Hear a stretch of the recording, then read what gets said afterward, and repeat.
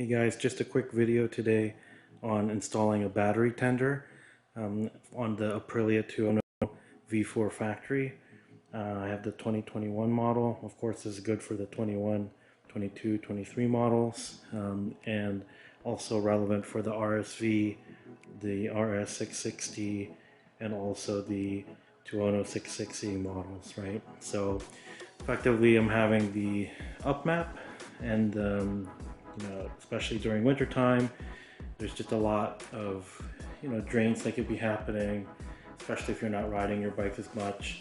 And especially with the Tuono V4 Factory and the RSV4, it's having the lithium battery on it, right? So you really got to make sure to pick the right tender, because if you don't take care of it, it can and will drain, right? So for this, I got the Battery Tender Junior 800, but it has a selectable battery charger and maintainer.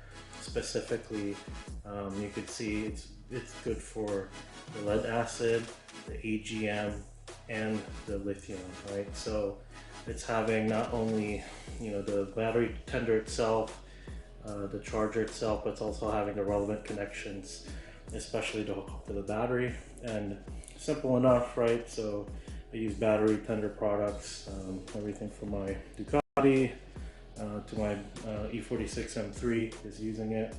So I've never had an issue with them, so good quality. And I'll be showing you how to install it on the Aprilia Tuono V4 Factory today. Yeah, to start, you want to remove your rear seat, right? So definitely remove the rear seat cowl or rear cowl if you're not having the passenger seat via the key lock on the left side of the bike.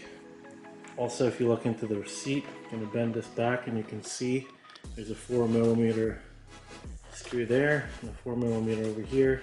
So those are the two that you take out, and once they're loose, just kind of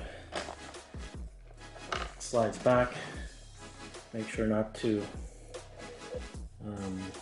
lose the bolts. And like I said, especially if you have the up map, right? So I installed my up map right actually on my battery, and I typically have it plugged in, but especially for long storages, it's recommended to actually disconnect that just for any battery drain.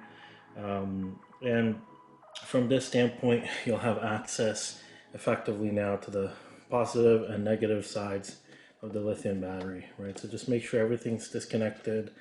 For this, I just have some kind of butyl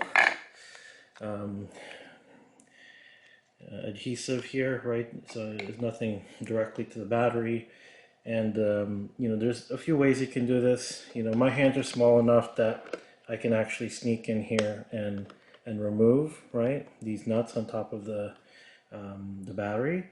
But especially if you're having if you're having larger hands, you have to remove the ones that hold the fuse panel, right? There's bolts that hold the fuse panel, two of them, and then you're able to lift this fuse panel and effectively take the battery out and then have a better access to it, right?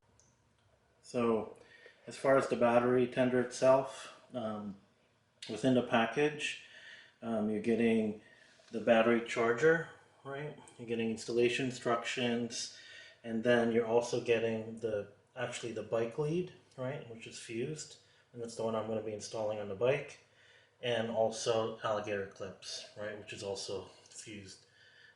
And from this perspective, maybe for like car batteries or whatever, but on a bike battery, unless the bike battery is outside of the bike, it's really hard to get to those alligator clips, so we really have to use this type of lead. And if you're not removing the battery or the main fuse block, you can actually just move these. There's two fuses, right? These are the kind of auxiliary fuse locations. You just pull it up and then you can move these out of the way, and then it gives you much more access to the top of the battery terminals, right? And then you can effectively get a like an 8mm, especially if you have like a ratcheting wrench. You can get that in there. Always take out the negative side first, right?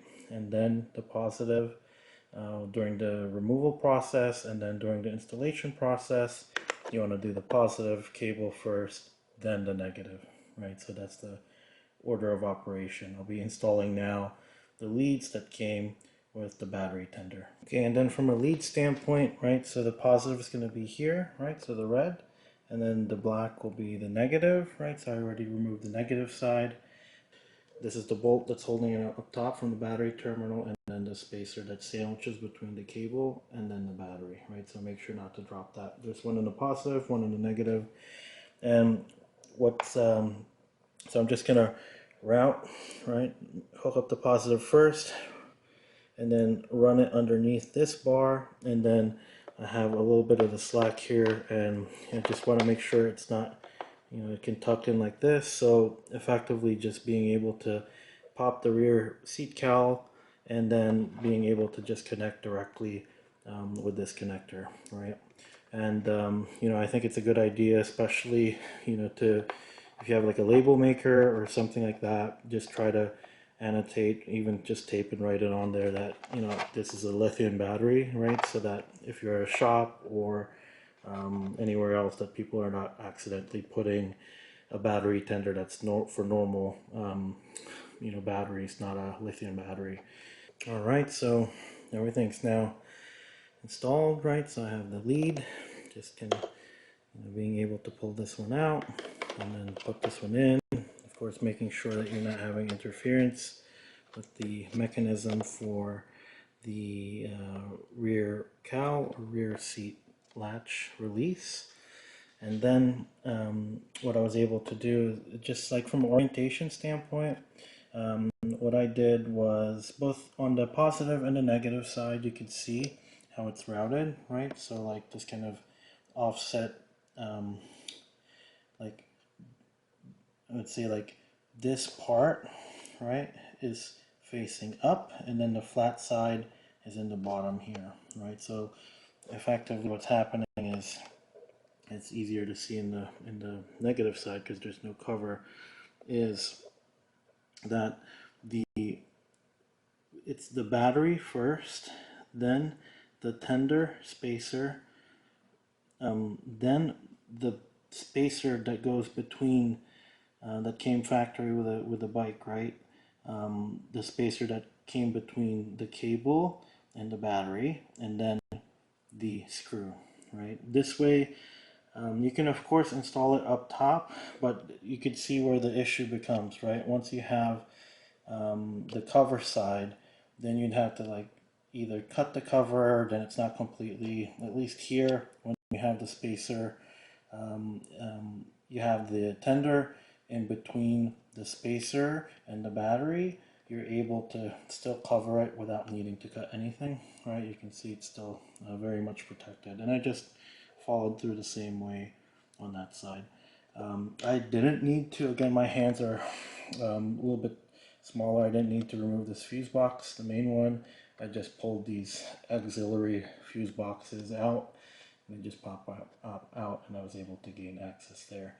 And then as far as like the fuse, right, because it is a fused line, you can see everything's just routed and actually tucked in between the main fuse box and the auxiliary fuse box on the right side here. So yeah, just nothing in the way. And then even with my up map, you can see like from a clearance standpoint, there's no interference at all. So it's good to go. All right, so I have the battery charger hooked up now, right? So I have the lead connected, and then of course I'm having the charger plugged in. And again, just make sure you select, when you plug this in, just hit the gray button and select the lithium button, and that green light will come on, and then you know you have the right selection.